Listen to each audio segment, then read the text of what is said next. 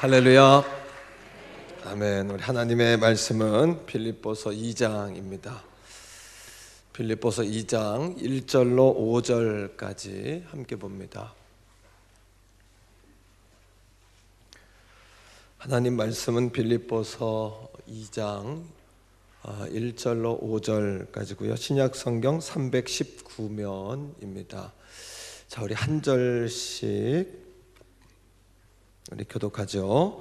그러므로 그리스도 안에 무슨 권면이나 사랑에 무슨 위로나 성령의 무슨 교제나 긍휼이나 자비가 있거든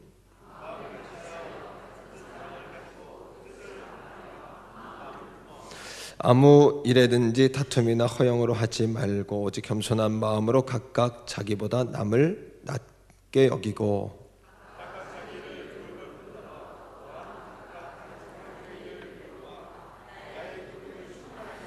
다 같이 읽습니다. 너희 안에 이 마음을 품으라. 곧 그리스도 예수의 마음이니. 아멘. 옆에 있는 분과 인사합시다. 사랑합니다. 축복합니다. 이렇게 인사하세요. 한 번 더 해요. 잘 되고 있습니다. 더 좋은 일이 일어납니다. 한 번 더요. 기도하시면 됩니다. 네, 할렐루야. 아멘. 제가 역천교회 오늘 오기 전에 이제 교회사 역천교회 역사를 이렇게 제가 다시 한번 봤는데 1988년 9월 11일 우리 교회 태교원 교회를 역천교회에서 개척해 주셨어요. 저는 15년 전에 부임했습니다. 그래서 2대 담임 목사인데 교회가 조금은 좀 이렇게 어려워진 상황 속에서 제가 와서 한 10명 정도 데리고 다시 이제 목회를 시작해서 역천교회랑은 직접 이렇게 피부에 와닿는 그런 부분이 없어가지고 그 동안에 제가 이제 잘 인사를 못했었는데 저희 교회가 이제 제가 부임해서 15년 전체는 30년인데 교회가 이제 잘 은혜 가운데 자라서 우리도 교회를 개척해야 될 때가 이제 온 것 같아요. 할렐루야. 여러분들이 이제 이렇게 아들 교회에서 또 이제 이렇게 손주를 보는 거예요. 얼마나 보람 있습니까, 그죠? 그런 상황이 돼서 제가 기도하면서 깨닫는 게 뭐냐 하면 저도 우리 성도님들께 교회 개척에 대해서 이제 당위성에 대해 설명하고 우리가 이제 30살이 되었으니까 우리도 이제 성인 장년이 되었는데 장가도 가고 자녀도 낳고 이렇게 해야 되는데 이거 잘 설명을 하고 또 성도들의 어떤 그 기도를 동력을 해야 되잖아요. 그럴 때가 되니까 30년 전에 역천교회 성도님들의 그 마음이 고마운 거예요. 이게 이제 철이 드는 거예요. 저도. 그래서 그 동안은 목사님 이제 어디서 뵈면 막 달려가서 인사해야 되겠다 이런 생각도 들고 또 오늘 오면서 고마운 마음이 있어요. 너무 감사하고 생각하면서 기도하는데 또 눈물도 막 났어요. 하나님 너무 감사하네요. 교회가 교회를 낳고 또 교회가 교회를 낳는 거 하나님 뜻인데 이렇게 우리 교회도 이제 또 교회를 낳을 때가 됐는데 역천교회가 30년 전에 그렇게 했다는 걸 생각하니까 너무 감사한 거예요. 여러분들 교회와 자손들에게로 다 흐를 줄 믿습니다. 너무 잘한 거죠. 서로 한번 칭찬해요. 자, 칭찬하는 거예요. 옆에 분에게 참 잘하셨습니다. 이렇게 한번 칭찬해 봅시다. 시작. 참 잘하셨습니다. 참 너무 감사하죠. 저희 교회가 제가 한 4년 전인가요? 5년 전쯤에 제가 역천교회 한번 방문해서 말씀을 전했었는데 그때도 그렇게 지금처럼 감사한 마음이 조금 덜했던 것 같아요. 근데 이번에는 감사하고 또 귀하고 내 마음에 감동이 아주 깊은 감동이 있습니다. 제가 이제 15년 전에 부임해서 10년 되던 해 그 산동네 달동네 교회가 이렇게 있었는데 교회가 막 부흥했어요. 여러분 기도 때문이죠. 여러분 기도하고 계시죠? 여러분 기도 때문에 한 60명 정도 이렇게 70명 정도 성가대석까지 한 70명 이렇게 앉으면 가득 차는 교회였었는데 거기에서 조금만 놀래보세요. 4부 예배를 드렸어요. 야. 아침에 7시 예배 드리고 9시 예배 드리고 11시 예배 드리고 2시 예배 이렇게 드렸어요. 또 새벽 예배도 있었고 제가 혼자 예배를 드리면서 앞으로 우리 교회가 대형 교회가 되려나 보다. 그러니까 하나님께서 지금부터 훈련시키시는구나. 이런 생각을 제가 했는데 출석 성도가 한 150명 돼서 한 번에 모이지도 못하고 또 신발을 벗고 들어가는 상황이었는데 신발장에 가득 차서 신발을 주머니에 들고 들어가야 될 정도로 교회가 부흥했어요. 차를 한 대도 댈 수 없는, 주차장도 없는 그런 공간이었는데 하나님 하신 거죠. 네, 하나님이 하신 거예요. 그래서 성도들이 교회를 우리 건축하자 이런 마음을 모아서 건축하는데 저는 건축하자는 얘기를 안 했어요. 그러니까 왜 안 했냐 하면 교인들 입에서 그런 말들이 이렇게 자연스럽게 흘러서 넘쳐서 터질 때까지 기다렸어요. 그래가지고 막 성전을 짓자는 여러 같은 성화가 성도들에게 있었습니다.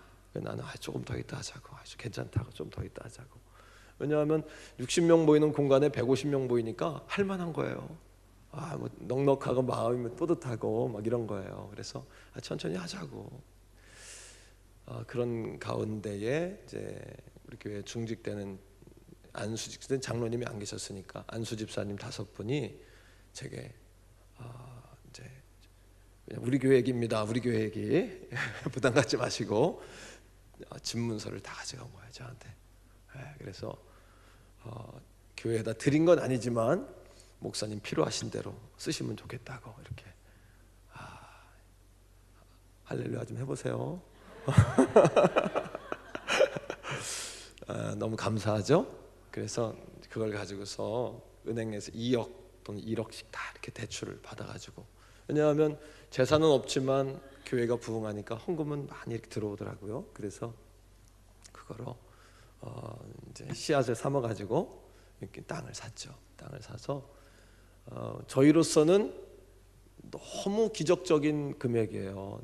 제가 계산해 보니까 15억 정도면 할 수 있을 것 같아요. 그 당시에 15억, 지금부터 4년 전 얘기입니다. 15억이면 할 수 있을 것 같은 거예요. 내 믿음이 제일 작아요. 15억이면 할 수 있을 것 같아서 하나님 15억 주시면 될 것 같다고, 15억이면 우리 교회가 또 해볼 수 있을 것 같다고 그랬더니 하나님께서 제게 그러는 거예요.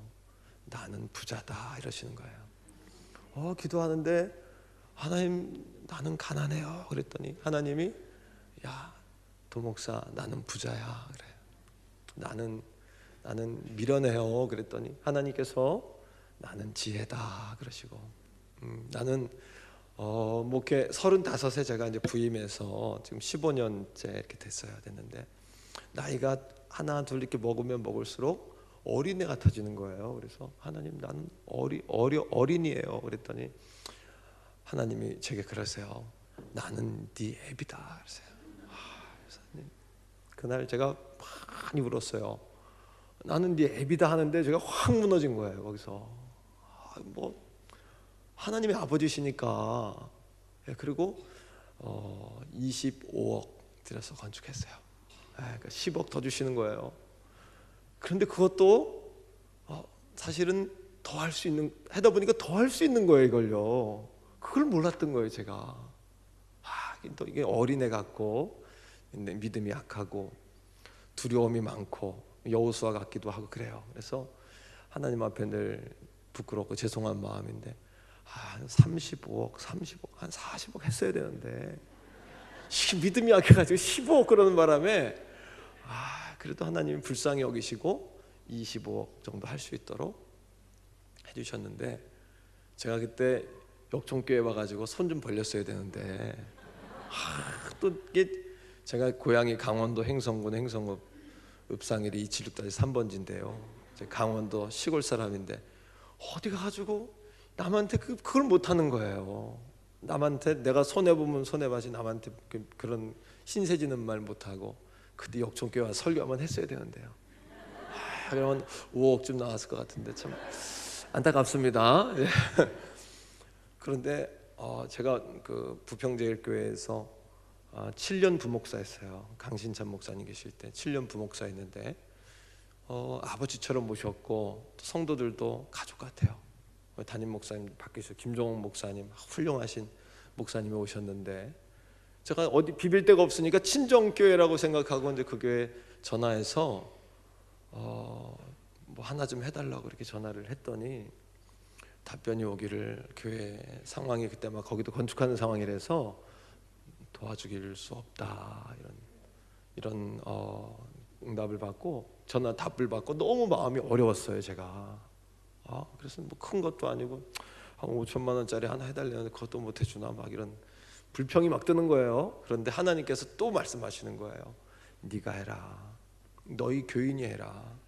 그래서 도움을 하나도 안 받았어요.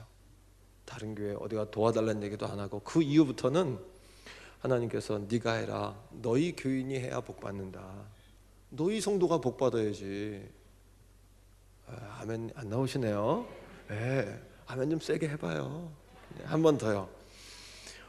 너희 성도가 해야 너희 교회가 복 받는다. 너희 교회가 복 받아야지. 할렐루야. 네, 그러니까 하나님이 네가 해라. 네가 너희 교회가 해라. 그래서 그 다음부터는 어디 가서 고개 숙이지 않고 이렇게 도와달라는 얘기 하지 않고 우리가 했어요. 우리가 했고 성전 짓는 동안에 우리 교회 그 표가 뭐였었냐면 성전 지으며 부흥하며 짓는다 했어요. 부흥하며 짓는다. 그래서 한번 성전 지면은 성도들이 많이 이렇게 떨어지고 그렇잖아요. 근데 우리는 반대로 교회를 지면서 부흥하자. 부흥하며 짓자. 왜냐하면 거룩한 하나님의 영광을 위해 우리가 주회를 하는데 교회가 부흥하는 것이 건강한 거죠, 그렇죠? 그래서 부흥하며 짓는다. 부흥하며 짓는다. 우리가 짓는다. 우리가 한다. 이렇게 표를 가지고서 계속 외치면서 성전을 졌는데 정말 성전 150명 정도 모일 때 성전 짓기 시작해서 한 200여 명 될 때 입당했어요. 감사한 거죠? 하나님이 하신 거예요. 너무 감사하고 지금도 내가 한다 하면 안 되더라고요. 그런데 나는 못해요. 그러면 내가 한다 그러시더라고요. 이게 하늘의 비밀입니다. 하늘의 축복의 법칙이에요.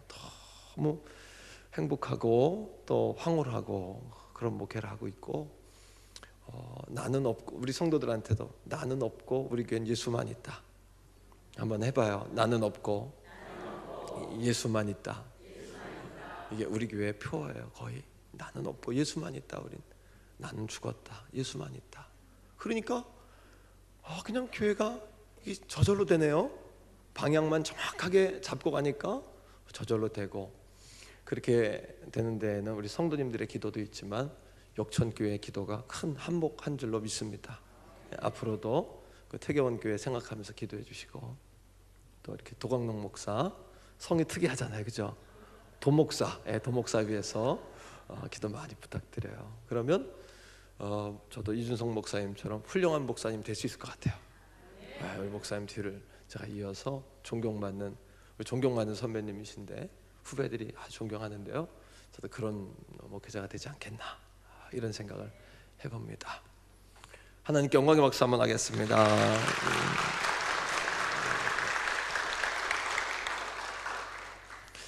한번 따라해 봅시다. 낮추심.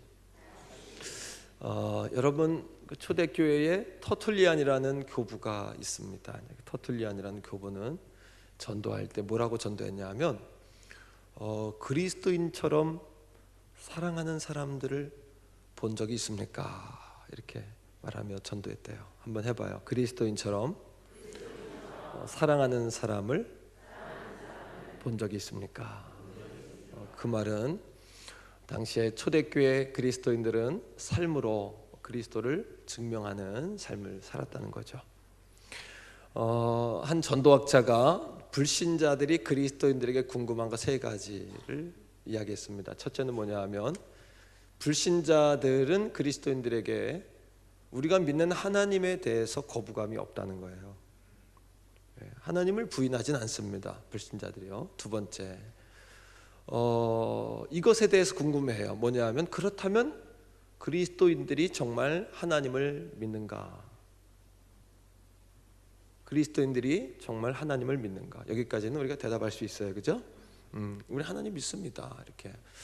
세 번째는 이겁니다. 그렇다면 하나님을 믿는 그리스도인들의 삶, 당신들의 삶과 믿지 않은 우리의 삶의 차이점은 무엇입니까? 이거를 묻는 거예요. 당신들과 우리가 뭐가 다르냐는 거예요. 이거를 세상 사람들은 궁금해합니다. 한 설문조사 가운데 이런 조사가 있었어요. 당신들은 왜 교회를 떠나는가? 이런 조사예요. 거기에 보니까 교회 목사님의 메시지가 그것도 아니더라고요. 또는 교회 주차시설 그것도 아니었어요. 세 번째 정말 중요한 이유가 나오고 있는데 그게 뭐냐 하면 교회에 와도 세상과 다른 차이점을 경험할 수 없다라는 거였어요. 다시 말하면 교회가 교회로서의 존재감을 증명해내지 못하고 있다는 거예요. 우리 믿는 사람들이 삶으로 예수 그리스도를 증명해내지 못하고 있다는 거죠. 거꾸로 말하면 이겁니다.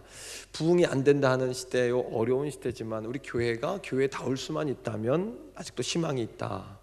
아멘이죠, 여러분.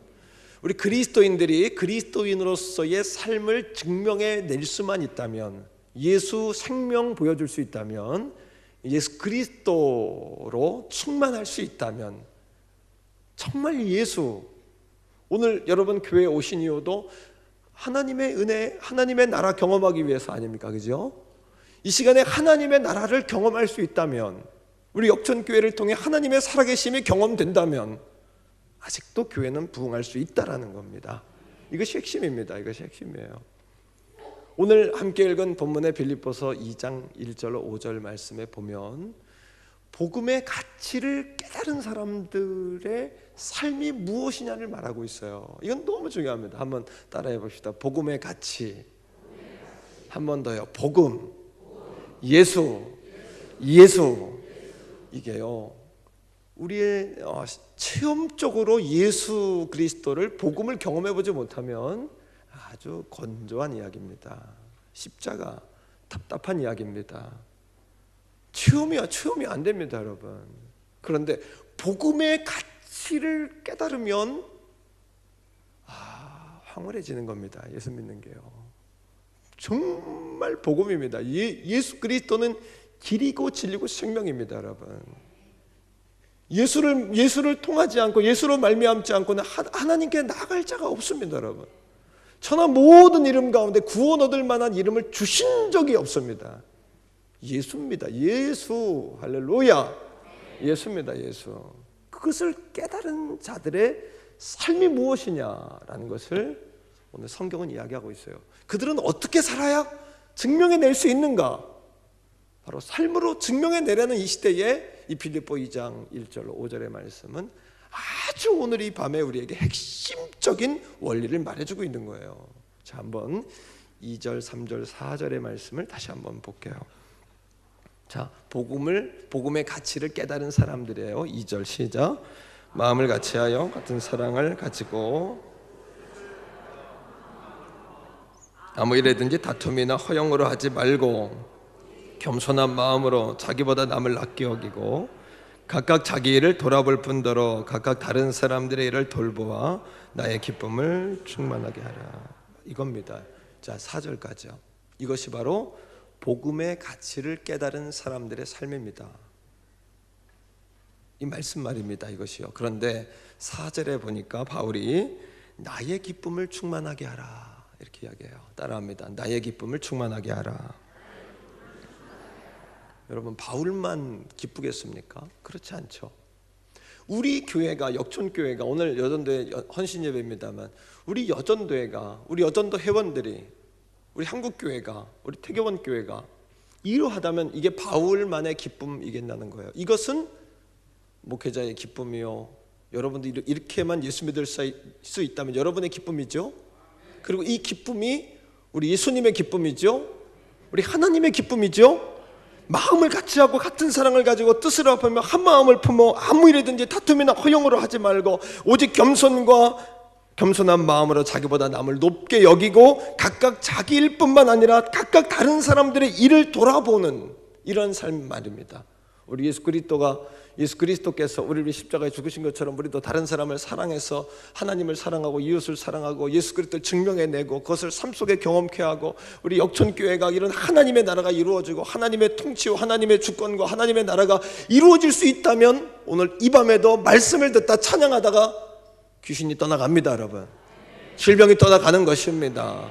그런 역사가 일어나는 것이지요. 자, 그런데 문제는 뭡니까? 이렇게 산다는 게 쉽지 않다는 거죠. 이렇게 산다는 게 쉽지는 않습니다. 그러니 바울도 빌립보 교회를 향해서 내가 너희를 생각하면서 늘 기도한다 이렇게 이야기합니다. 이렇게 사는 게 힘들기 때문에 늘 기도한다 뿐만 아니라 빌립보서 4장 2절에 보면요, 당시 빌립보 교회 여성 지도자였던 유오디아와 순두계라는 두 여인을 이야기하면서 너희가 같은 마음으로 주님을 섬겨라, 같은 마음을 가져라 라고 바울이 여러분 그들을 훈계하고 그들을 여러분 격려하고 권면하지 않습니까? 이렇게 믿는다는 것이 힘들다는 거죠. 자, 그렇다면 이런 겁니다. 우리의 모습은 지금 어떻냐 하면요, 이 말씀을 거꾸로 보면 됩니다. 이 말씀을 거꾸로 생각하면 우리의 모습을 보게 되는 겁니다. 자, 2절부터 다시 한번 볼게요. 거꾸로 보는 겁니다. 뒤집어서요. 이것이 우리의 모습일 수 있습니다. 시작. 마음을 같이하여 같은 사랑을 가지고 뜻을 합하며 한 마음을 품어 됐습니다. 빌립보 교회 교인들은요, 마음을 같이하지 못했습니다. 그들은요, 같은 사랑을 갖지 못했고요, 뜻을 합하지 못했으며 한 마음이 아닌 다른 마음을 가지고 주님을 사랑하고 열심히 교회를 섬겼으나 그들의 마음은 뿔뿔이 흩어진 마음이었습니다. 3절 계속해서 시작. 아무 일이든지 다툼이나 허용으로 하지 말고, 바꿔 이야기합니다. 모든 일에 그들은 다투고 허용, 허세를 가지고 나를 드러내고 공로의식과 지분의식을 가지고 내가 아니면 안 된다라고 생각하며 신앙생활을 했던 겁니다.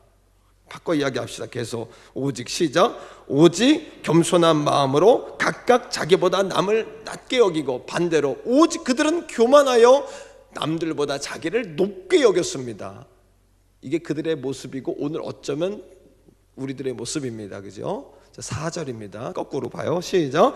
각각 자기 일을 돌아볼 뿐더러 됐습니다. 자기 일만 생각하고 그 다음에 각각 다른 사람의 일을 돌보아 다른 사람들의 일에는 전혀 관심도 신경도 쓰지 않았습니다. 이것이 여러분 당시 어쩌면 빌립보의 정서요, 우리들의 모습이죠. 마비되어 있는, 무기력해져 있는, 예수를 증명해내지 못하는 불신자들 앞에서 기독교가 계속해서 공격받아야 하는, 믿지 않는 남편과 자녀들 앞에서 자신 있게 예수를 증거하지 못하는 그런 걸림돌이요, 이유일 수 있었다라는 사실을 우리가 봐야 합니다. 자, 그런데 물어볼게요. 빌립보 교인들은 십자가를 몰랐나요? 십자가도 알았죠. 예수복음 몰랐습니까? 예수복음도 알지요. 심지어 그들 빌립보 교회 담임 목사님은요, 사도 바울 선생님입니다. 사도 바울이십니다. 그럼에도 불구하고 십자가도 알고 복음도 알고 최고의 목사님이 목회하는 교회의 성도이기도 하지만 그들의 문제는 뭐냐 하면요, 계속해서 복음의 가치를 가지고 삶으로 증명해내지 못하는 삶을 살고 있었다는 거예요. 왜 그럴까요? 그렇다면 또 어떻게 해야 된단 말입니까? 우리가 어떻게 해야만 이렇게 이중적인 우리의 삶의 모습 가운데 우리의 삶으로 예수를 증명해낼 수 있을까요? 그리고 우리가 살아계신 하나님을 증거하고 우리 역천교회가, 우리 공동체가 하나님의 살아계심을 증거할 수 있는 하나님의 사람으로 여러분 드러날 수 있을까요? 이겁니다. 여러분, 봉사를 해도, 예배를 드려도, 전도를 해도, 혹은 말씀을 전해도, 교사로, 성가대로 여러분 섬기시더라도 이 모든 것을 예수님의 마음으로 하시라는 겁니다. 누구의 마음이요? 오늘 이 밤에 여러분들의 마음이 달라지기를 바라요. 집으로 돌아갈 때 달라진 모습으로 돌아갈 수 있기를 축복합니다. 빌립보 2장 5절의 말씀에 보니까 너희 안에 이 마음을 품으라, 곧 그리스도 예수의 마음, 예수님의 마음을 품으래요. 저희 교회가 지금 대신방 중인데 어떤 집사님이 그런 이야기를 해요. 목사님, 나는 남편 때문에 너무 속상해요. 왜요? 그랬더니 남편이 수요예배를 못 가게 한대요. 그리고 오늘 7시 반 예배인데 앞에 앉혀놓고 오늘 교회 가지 말라고 딱 그래놓고 7시 15분쯤 되니까 그러더래요. 교회 안 가냐고. 그래가지고 자기가 너무 속상했지만 예배를 너무 드리고 싶어서 택시를 타고 왔다는 거예요. 대신방 하는데 그래요. 남편 때문에 너무 속상해요. 너무 힘들어요. 아직까지도 십자가예요. 이런 이야기를 해요. 어느 날 교회 와서 막 울었답니다. 남편 때문에 너무 속상해서. 그런데 막 울고 있는데 하나님께서 그 여자 집사님에게 음성을 들려주신 거예요. 어떻게 음성을 들려주셨냐면요, 이렇게요. 네 남편은 내가 너에게 준 영적인 선물이다. 그 얘기를 듣고 너무 화딱지가 났대요. 가져가세요. 나 필요 없어요. 나 싫어요. 가져가세요. 너무 화가 나가지고 더 울었대요. 자기가요. 너무 막 울었다는 거예요. 가져가시라고. 하나님, 선물이었나? 선물 싫어요. 가져가시라고. 더 울었대요. 그런데 어느 날 주일날 말씀을 들으면서 자기를 본 거예요.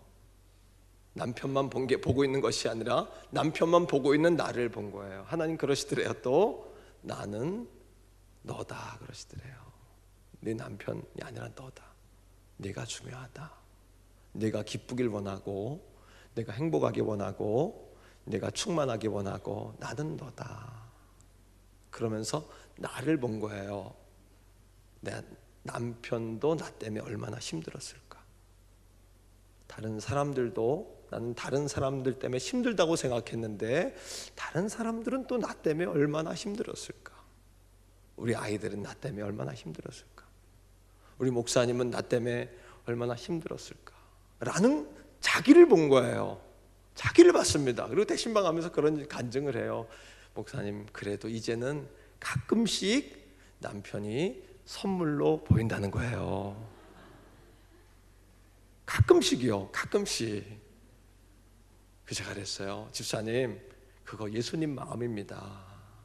예수님 마음이죠. 이것이 예수님 마음이죠. 나를 보는 마음, 나를 깨닫는 마음. 남보다 나를 높게 여기고 나는 다른 사람에게 상처를 준 적은 없는지 나를 보는 마음. 아멘입니까 여러분? 빌립보 교인들은 예수도 알고 십자가도 알아요. 바울 사도에게 배웠으니 얼마나 잘합니까? 그런데 그들 도무지 예수님의 마음으로 예배하고, 예수님 마음으로 봉사하고, 예수님 마음으로 전도하고, 예수님 마음으로 섬기는 것이 너무도 어려웠던 거예요. 예수님이 우리 마음에 계시죠? 근데 중요한 것은 예수님 내 안에 계시지만 날마다 더 예수님 바라보셔야 합니다. 더 바라보는 훈련이 되셔야 합니다. 그리고 더 거룩한 습관이 되어서 체질이 될 때까지 예수님 바라보는 저와 여러분 돼야 합니다. 다 같이 한번 해봐요. 나는 없고 예수만 있다. 하지만 집에 가는 순간, 남편을 보는 순간 나는 있고 예수는 없다가 되시면 안 됩니다. 봉사할 때 얄미웠고 굳은 일 안 하는 집사님들 보면서 그 순간 열이 확 올라서 나만 있고 예수가 뭐고 없다 이러면 큰일 납니다. 나는 없고 예수만 있어야 합니다. 이게 헌신의 의미입니다. 여러분, 이게 헌신 예배입니다. 달라지셔야 합니다. 자, 그렇다면 예수님의 마음은 무엇일까라는 거예요. 예수님 마음이 뭘까요? 과연 우리가 예수님의 마음을 품자고 했는데 예수님의 마음이 뭐냔 말입니다. 많은 사람들은요, 좋은 일, 옳은 일, 정의로운 일 많이 하는 것을 예수님의 마음이라고 착각합니다. 그런데요, 옳은 일인데도, 정의로운 일인데도, 맞는 일인데도 예수님이 안 계시는 일이 많아요. 옳은 일, 바른 일, 정의로운 일, 의로운 일이 아니라 은혜로운 일, 하나님 기뻐하시는 일. 다시 말하면 이런 겁니다. 예수님의 뜻인지 아닌지를 분간하는 기준은 옳으냐 그르냐가 아니라 하나님의 뜻에 순종하느냐예요. 이게 예수님의 마음입니다. 이게 중요한 이야기입니다. 이것이 예수님의 마음인지 아닌지를 분간하는 것은요, 이게 맞냐 옳으냐, 전통에 있었냐 없었냐, 법에 있냐 없냐, 이걸 따지기 전에요, 이 뜻이 하나님의 뜻에 순종하는 일이냐, 하나님 우리 가운데 함께 하실 만한 일이냐. 따라합니다. 하나님의 일이라면 하나님이 하신다. 이거 중요한 겁니다, 여러분. 우리 여전도에도 우리 사랑하는 역천교회 사랑하는 성도님들도 여러분 생업도 자녀도 다 하나님의 일이 되게 하면 하나님이 하시는 겁니다. 하나님의 일이 되게만 하면 됩니다, 여러분. 하나님의 일은 옳으냐 그르냐가 아니에요. 법에 맞냐 안 맞냐, 이건 관례에 있었냐 없었냐 이거 따지는 것이 아니고요, 지금 하나님이 원하시는 일에 우리가 순종하고 있느냐. 아멘입니까, 여러분? 자, 6절부터 8절에 예수님의 마음이 뭔지 성경은 이렇게 이야기합니다. 6절에서 8절입니다. 다 같이 한번 읽어요. 시작. 그는 근본 하나님의 본체시나 하나님과 동등됨을 취할 것으로 여기지. 자, 자기의 주권을 취하지 않는 마음입니다. 하나님의 뜻이 우선이지 내 권리가 우선이 아닌 겁니다. 이게 예수님 마음입니다, 여러분. 7절이에요. 시작. 오히려 자기를 비워 종의 형체를 가져. 여러분, 비웠다는 것은 통을 거꾸로 들어서 위를 탕탕탕탕 쳐서 완전히 비웠다는 이야기예요. 나는 없고 예수만 있습니다. 나는 없고 예수만 있는 겁니다. 우리 역천교회에 여러분, 하나님의 나라가 임하면 하나님의 나라만 임하면 됩니다. 오늘 이 밤에 하나님의 나라가 임하면 눈이 번쩍 뜨여집니다, 여러분. 영이 살아납니다, 여러분. 하나님의 나라, 하나님의 통치, 하나님의 주권이 임하면요, 찬양 가운데, 기도 가운데, 말씀 가운데 하나님의 나라가 임하면요, 이 밤에 이 자리가 기적의 현장이 될 줄로 믿습니다. 기적의 현장이 되는 것입니다, 여러분. 하나님의 현장, 하나님의 임재 현장이 되게만 하면 됩니다. 찬양도요, 하나님은 찬양 올려드리는 거예요. 높여드리는 거예요. 성령님은 오늘 우리 가운데 충만하셔야 합니다. 오직 여러분 안에 나는 없고 예수만 있다라는 신앙으로 거듭나고 변화되셔야 합니다. 8절이에요. 계속해서 이것이 예수의 마음이에요. 시작. 사람의 모양으로 나타나사. 자, 예수님의 마음을 두 성품으로 정리가 되는 거예요. 6, 7, 8절을 딱 정리하면 두 단어로 딱 정리됩니다. 첫째는 뭐냐 하면 따라합니다. 낮추심. 이게 예수님의 마음이에요. 두 번째 따라합니다. 복종. 낮추심과 복종입니다, 여러분. 이것이 예수님의 마음입니다. 이것이 성품의 두 기둥이고요, 항상 낮아짐과 복종이라는 성품은 함께 갑니다. 낮아짐은 복종됩니다. 낮아짐은 순종합니다. 순종하는 사람은 낮은 마음을 갖습니다. 이건 짝꿍입니다. 신랑 신부입니다. 항상 동행합니다. 낮아짐과 순종. 여러분, 순종이 안 되면 낮아지지 않는 겁니다. 절대로 낮아지지 않는다면 여러분은 순종이 안 되고 있는 겁니다. 그런데 중요한 건 이것이에요. 하나님은 이 낮아짐과 순종이라는 성품 가운데 축복의 법칙을 담아 놓으셨어요. 이것이 축복의 법칙입니다. 한번 다 같이 따라 합시다. 낮아짐과 순종은 축복의 법칙이다.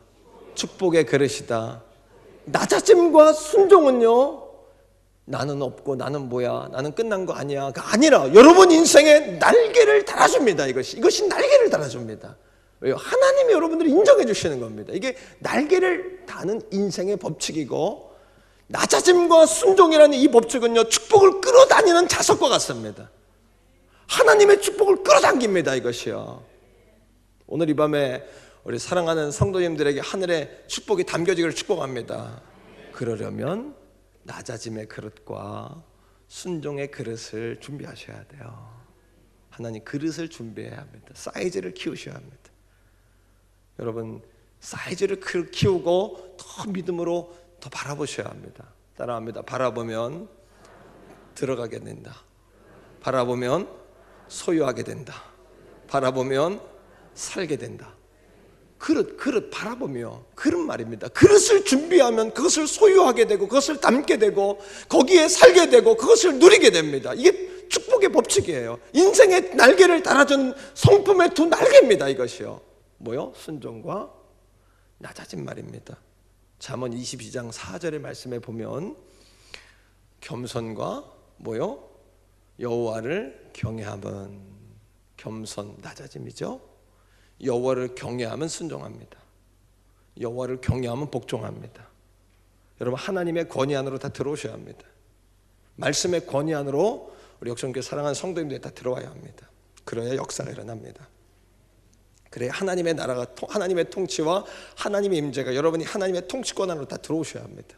거기서 놀라운 기적과 감동의 역사가 계속되는 것입니다. 여러분, 아멘이시죠? 아멘이에요. 겸손과 여호와를 경외함의 보응은 성경은 이렇게 이야기해요. 따라합니다. 재물과 영광과 생명이다. 재물, 영광, 생명. 여러분들이 좋아하는 거 다 있습니다. 거기에 재물과 명예와 건강, 강건, 영원한 생명, 이 세 가지의 축복도요, 사람에게 가장 중요한 이 세 가지 축복도요, 낮아짐과 겸손과 여호와를 경외함이라는 이 두 기둥, 성품의 두 기둥, 낮아짐과 복종이라는 두 기둥 안에 담겨있는 하나님의 축복의 비밀입니다. 믿습니까 여러분? 아멘이에요. 하나님이 하시도록 해야 되는 거예요. 그래서요, 나는 없고 예수만 있고요, 한번 다 같이 해봐요. 하나님이 하셨고 하나님이 하셨으며 하나님이 하실 것이다. 하나님이 하시게만 하면 됩니다. 우린 거저 갖는 겁니다. 인생을 우리가 할 일은 하나님의 일이 되도록 하고, 하나님의 기관이 되도록 하고, 하나님의 목장이 되도록 하고, 하나님의 생업이 되도록 하고, 하나님의 자녀가 되도록 하고, 나도 하나님의 소유가 되도록 하는 것이 우리의 사명입니다. 여러분, 예수 그리스도께서도 자신을 낮추시고 복종하셨을 때에 하나님이 더없이 높이셨어요. 하나님이 높이십니다. 그러면 더 하나님은 높이대요. 그냥 높이는 게 아니에요. 하나님 수준으로 높입니다. 그냥 하나님 수준으로 높입니다. 아멘이 한번 나올 것 같은데 안 나오네요. 아멘 한번 세게 한번 해봐요. 하나님 수준으로 높이십니다. 그냥 할렐루야. 아멘입니다. 하나님 수준으로 높이시는 겁니다. 하나님 수준으로. 자, 여러분 8절부터 여러분 9절부터예요. 자, 하나님이 예수님을 어떻게 높이는지 보세요. 9절입니다. 시작. 이러므로 하나님이 그를 지극히 높여 모든 이름 위에 뛰어난 이름을 주십니다. 여러분, 모든 이름 위에 뛰어난 이름을 주십니다. 아멘 좀 세게 하세요. 그냥 10절입니다. 10절. 하나님이 얼마나 높이는지 보세요. 시작. 하늘에 있는 자들과 땅에 있는 자들과 땅 아래에 있는 자들로 모든 무릎을 예수님의 이름 앞에 꿇게 하십니다. 하나님이 하시는 건 고담 하나님이 하시는 거예요. 11절 보세요. 시작. 모든 입으로 예수 그리스도를 주라 시인하여 하나님 아버지께 영광을 돌리게 하셨습니다. 이게 핵심입니다. 여러분, 모든 이름으로, 모든 입으로, 하늘에 있는 자, 땅에 있는 자나 땅 아래에 있는 자들 모든 무릎으로 하나님의 높이시면요 끝없이 높아집니다. 그릇을 준비하면 사이즈를 키우면 하나님이 쓰십니다. 사이즈를 키우셔야 합니다. 어떤 사이즈? 낮아짐의 사이즈, 복종의 수준을 뛰어넘으셔야 합니다. 여러분들이 낮아진 이 정도까지는 내가 하지, 그것까지 무너뜨리셔야 합니다. 여러분, 죽기까지 복종하셨던 예수 그리스도처럼 우린 예수를 닮는 자, 예수의 제자요, 하나님 자녀 아닙니까? 우리의 여러분 모델은 예수 그리스도 아닙니까? 예수 그리스도에까지 자라가야 하는 거 아닙니까? 여러분 기억하세요. 교만은요 진짜 우리의 모습이 아니에요. 교만은요 마귀에게 속은 우리의 모습이에요. 마귀에게 속지 마세요. 교만은 진짜 우리의 모습이 아닙니다. 하나님의 태초에 우리를 지으실 때 교만하게 지었지 않으셨어요.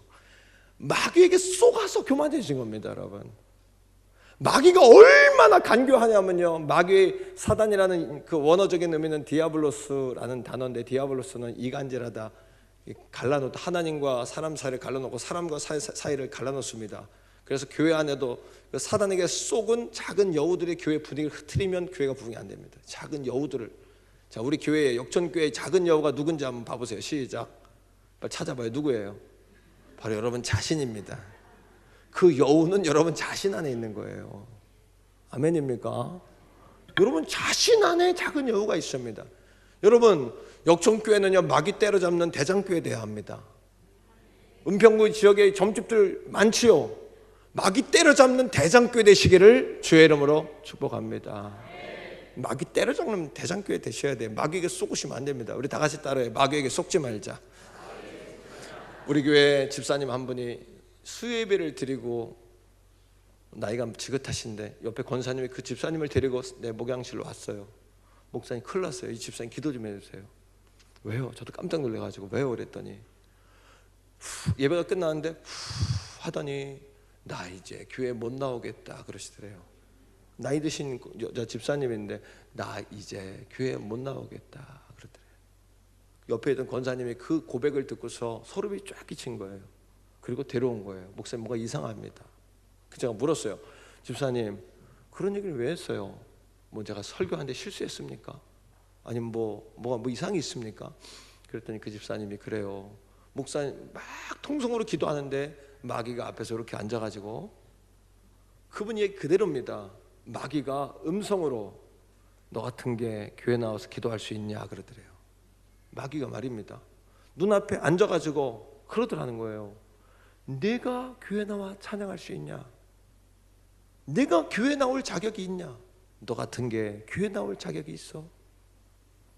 소름이 쫙 끼치면서 너무 두려움이 순간 오는데 그 집사님이 예배가 끝나고 후 하면서 나 이제 교회 못 나오겠다.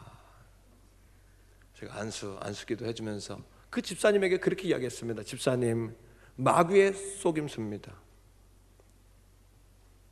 여러분, 예수 안에 있는 우리에게는 결코 정죄함이 없습니다. 여러분, 마귀는 검사 같아서 우리의 죄를 자꾸 여러분 들춰냅니다. 예수 그리스도 안에 있는 생명과 성령의 법이 우리를 죄와 사망에서 자유하게 했습니다. 믿습니까 여러분? 마귀의 속임수입니다 그거. 여러분, 태초에 하나님 우리를 하나님과 동고동락하는 겸손하고 온유하고 순종하는 모습으로 지으셨어요. 마귀가 얼마나 완악하냐 하면 하나님 앞에 있는 아담과 하와를요, 세상에 아무도 없어요. 하나님과 아담과 하와밖에 없는데 에덴 동산에서 하나님 보시는 면전 앞에서 아담과 하와를 통하여 하나님께 불순종하도록 만드는 게 마귀 아닙니까? 오늘도 마귀는 무서운 겁니다. 마귀는 간교합니다. 마귀에게 쏘고시면 안 되는 겁니다. 여러분, 그 선악과를 향해서 하나님은 선악과를 왜 만드셨습니까? 마귀가 그걸 먹어라 눈이 밝아져 하나님과 같이 된다라고 말했지만 그 선악과는 뭐냐 하면요, 다 같이 해봐요. 안 되는 게 있으니 사람이다. 다 같이 해봐요. 안 되는 게 있으니 사람이다. 나는 너희들을 못하게 할 수 있으니 하나님이다. 그 경계선이 선악과입니다. 여러분, 하나님이 선악과를 만드신 이유는 너는 사람이고 나는 하나님이다 예요. 근데 마귀가 그 경계선을 무너뜨리고 하나님께까지 도전하도록 만드는 게 교만입니다. 마귀에게 쏘고시면 안 됩니다. 교만은 진짜 우리의 모습이 아닌 거예요. 마귀에게 쏘고 있는 거예요. 교만해서 망한 자가 있습니다. 우시아라는 왕은요, 어려서부터 스가랴 선지자에게 하나님 말씀을 잘 배우고 순종하고 겸손하고 온유하고 그랬습니다. 하나님이 그를 축복하시니까 그가 강성해지고 여러분 복을 받아 형통하게 되었습니다. 하지만요, 복을 받으니까 교만해져서요, 교만은요 우리를 황소 같게 합니다. 황소, 미친 황소 같게 합니다. 교만입니다. 여러분, 브레이크가 고장난 12톤짜리 덤프트럭처럼 만들어버립니다. 우리를 브레이크가 고장나니까 그냥 막 밀고 나갑니다. 그게 교만입니다. 여러분, 이게 마귀 역사입니다. 마귀에 속으시면 안 됩니다. 그러니까 이게 마귀 역사인 겁니다. 여러분, 집사님의 기도하고 집사님 이렇게 하세요. 다음부터 마귀가 또 그렇게 말하면 이렇게 말하세요. 어떻게 해요? 여러분, 오늘 준비하고 있어야 마귀가 속이면 답변해요. 그러니까 잘 듣고 대답할 걸 제가 알려드릴 테니까요, 잘 들으세요. 이렇게 합시다. 따라합니다. 맞아, 나는 교회 나올 자격이 없어. 다 같이 해요. 이쪽은 그냥 안 하네요. 해봐요. 자, 맞아. 나는 교회 나올 자격이 없어. 나는 죄인이야. 나는 부족해. 헌금도 많이 못하고 봉사도 많이 못하고 나는 못 배워서 말도 잘 못해. 그래서 난 하나님이 필요해.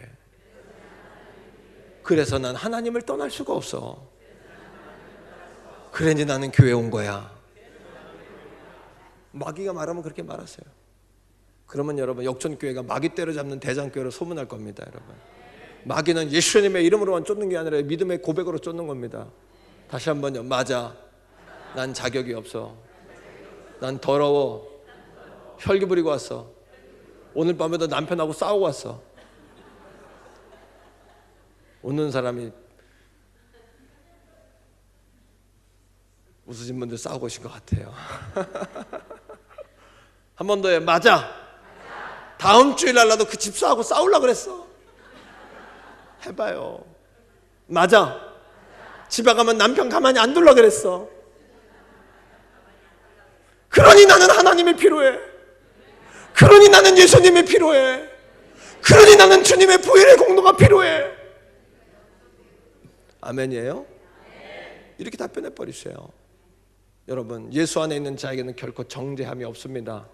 예수 그리스도 안에 있는 생명 그리고 성령의 법, 우리를 죄와 사망의 법으로부터 자유하게 했습니다. 진리가 우리를 자유하게 합니다. 여러분, 진리가 뭡니까? 예수 그리스도가 진리 아닙니까? 여러분, 진리가 우리를 자유하게 합니다.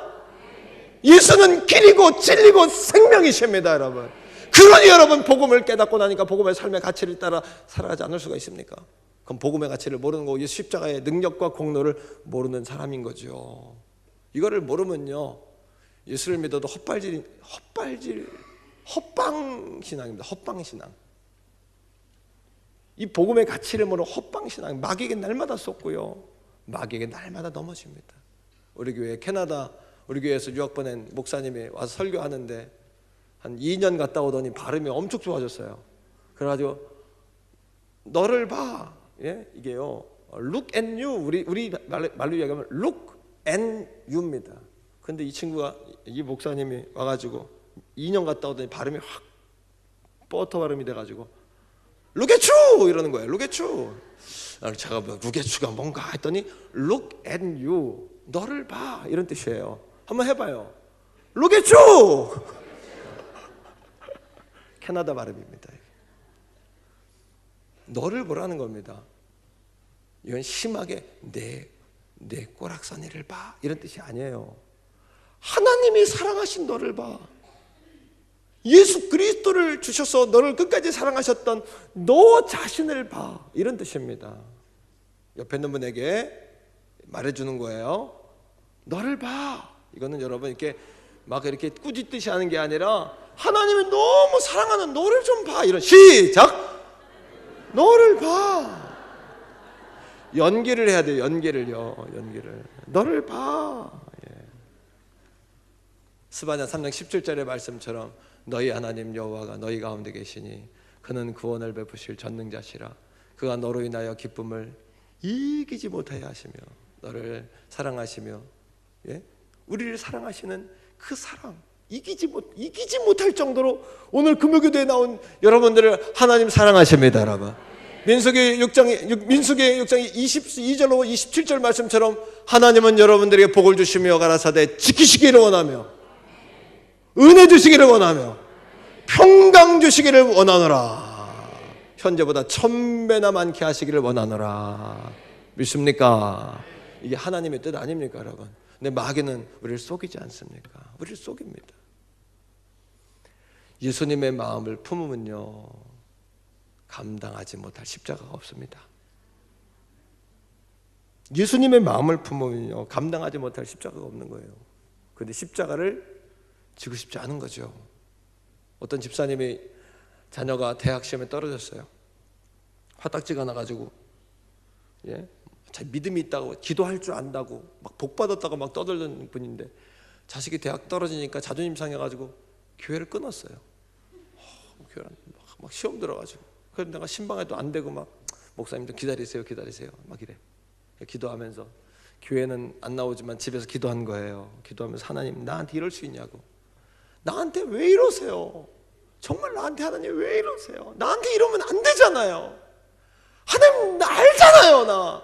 내가 누군지 알잖아요. 많이 해본 소리죠? 나한테 왜 이러세요? 정말 하나님 왜 이러시는 거예요? 막 이렇게 기도했대요. 그런데 어느 날 하나님께서 그 집사님에게 하나님 음성을 주신 거예요.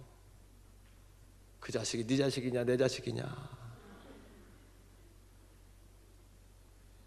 네 자식은 너에게 맡긴 내 자식인데, 주일날 예배하러 가겠다 그래도 과외 갔다가 가라, 수련회 간다 그래도 예수님 만날 게 다 빼먹고, 야 그 강남에 그 선생님은 그 시간 아니면 안 돼, 거기 가서 해라. 그거 교회에다가는 조금 예물하는 것도 복차하면서 아이들 과외 100만 원 200만 원 빚을 내서라도 그렇게 막,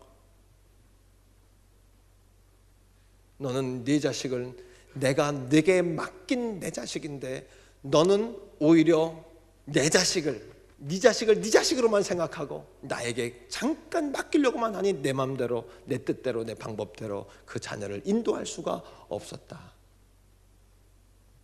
네 자식이냐 내 자식이냐, 네 사업이냐 내 사업이냐, 네 남편이냐 내 남편이냐, 네 가정이냐 내 가정이냐, 하나님 오늘도 우리에게 물으시는 거예요. 깨닫게 되기를 주의 이름으로 바랍니다. 예수님을 바라보면, 예수님의 마음을 품으면 자녀를 바라보는 눈도 달라집니다. 우리가 예수님의 마음을 품고 자녀들을 바라봐야 되는 이유는요, 우리의 자녀가 내 자식이 아니라 하나님이 내게 맡긴 하나님의 자식이기 때문이에요. 영생을 선물로 주고 자녀들이 시대적인 인물로 키우고 다니엘과 같은 자녀들로 날아오르고 요셉과 같은 자녀로 클 수 있도록 하나님이 축복하길 원하시는데, 우리가 내 자식인 척 착각해서 하나님의 역사를 막고 있는 건 아니냐는 말입니다. 그러면서 꿈에 기도하는데 환상 가운데 그 권사님에게, 집사님에게 보여준 게 뭐냐면, 자기가 자녀가 가는 대학 앞을 이렇게 막고 있더라는 거죠. 엄마가 대학을 막고 있고, 어쩌면 오늘 이 시간에 영의 눈으로 보면요, 여러분들이 여러분 자녀들의 퇴회문을 막고 있는 거예요. 여러분 자녀들의 결혼문을 막고 있는 거예요. 여러분 자녀들의 사업의 문을 막고 있고 학업의 문을 막고 있고, 바로 그게 누구냐 하면요, 다른 사람 때문이 아니라 바로 나 자신 때문이라는 깨닫는 게 헌신입니다. 여러분, 예수님의 마음을 품으면 그게 보입니다. 우리 아이가 이제 대학을 갔어요. 제가 이렇게, 우리 아이가 올해 처음 대학을 갔는데, 뭐 항공 비행기 조종하는 과를 가가지고 지방으로 갔어요. 처음으로 떨어져 봐요. 한 달 전부터 엄마가 마트 가가지고 이불도 사고 스탠드도 사고, 나는 안 주는 영양제도 아들 준다고 또 제가 넣고, 엄마들이 극성이에요. 뭐 큰 살림하는 것처럼, 시집 보내는 것처럼 그 아들 기숙사 가는데 별거 다 준비합니다. 근데 제가 마음이 좀 쓸쓸하고 처음 자식을 이렇게 내보내 보니까 마음이 그래요. 왜냐하면 해준 게 아무것도 없는데, 나는 교회에서만 살았고 주님만 보고 살았는데 그냥 혼자 커가지고 벌써 대학을 간 것 같고, 막 이런 마음이, 자책감이 들고 부모 마음이 그렇더만요. 여러분 다 먼저 경험하셨죠? 군대 가면 더 하고 시집 가면 더 하고 다 그런 거죠, 그죠? 내가 처음으로 그거를 경험하면서, 야, 우리 성도들이 마음이 그랬겠구나 하는 걸 깨닫는 거예요. 철이 드는 거예요, 저도요. 어느 날 기도하다가 우리 아이를 위해서 기도하는데 하나님의 마음을 보게 됐어요. 그리고 막 울었어요. 나는 우리 아이 잘대로 가는 길에 보내면서도 속상하고 쓸쓸하고 궁금하고 마음이 그런데, 죽음의 길로 내몰았던 아버지의 마음은 어땠을까 하는 마음 말입니다. 너무 죄송스러운 거예요. 내 자식 새끼 대학 기숙사 들어간다고 울고 속상해하고 잘할까 근심하고. 우리 아버지 하나님은요, 아들 예수 그리스도를 십자가 죽음의 길로 내몰면서 그거를 바라보셨던 아버지 하나님의 마음 말입니다. 우리 아버지 하나님의 마음, 그 마음 말입니다. 그리고 그 아버지의 그 말도 안 되는 그 계획, 그 그 계획에 순종하면서 그 십자가의 길을 가셨던 그분 예수 그리스도의 마음은 어떠하셨을까? 이게 사순절의 정신이요, 이것을 아는 것이 이 시대의 정신이죠. 이게 사순절의 정신이죠. 그 아버지의 마음 말입니다. 그 아버지의 마음을 알면 지고 가질 못할 십자가가 없는 거예요. 여러분, 첫 번 아담이었던 아담 한 사람의 불순종으로 우리 모두에게 사망이 들어왔습니다. 하지만 두 번째 아담이었던 예수 그리스도의 순종으로 우리 모두에게 생명이 들어왔습니다. 그분의 낮아지심으로 말입니다. 오늘 사순절과 헌신예배를 우리가 함께 지내는 바로 이 시점에 하나님이 오늘 우리에게 주신 메시지를 새겨야 합니다. 낮아짐과 복종하심, 낮아지심. 예수 그리스도의 마음입니다, 여러분. 할렐루야. 이 시간 우리 같이 한번 기도할까요?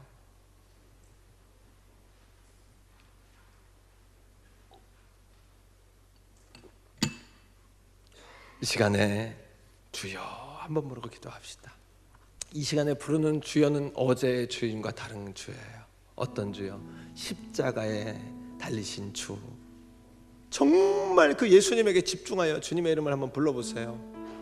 속에 있는 근심과 염려 밖으로 다 토해놓는 주여 말입니다. 우리 그렇게 한번 부르짖어 봅시다. 오늘 이 밤에 내 영이 깨어나고 내 영이 살아나고 침체된 심령이 새로워지며 가라앉은 심령이 갈아엎어지고 우리의 심령에 예수 그리스도의 복음이 흐를 수 있는 그 은혜를 달라고 한번 부르짖어 보면 어떻습니까, 여러분? 낮아지게 하소서, 복종하게 하소서. 자, 준비되셨죠? 주여 한번 뜨겁게 부르고 통성으로 부르짖어 한번 기도하겠습니다.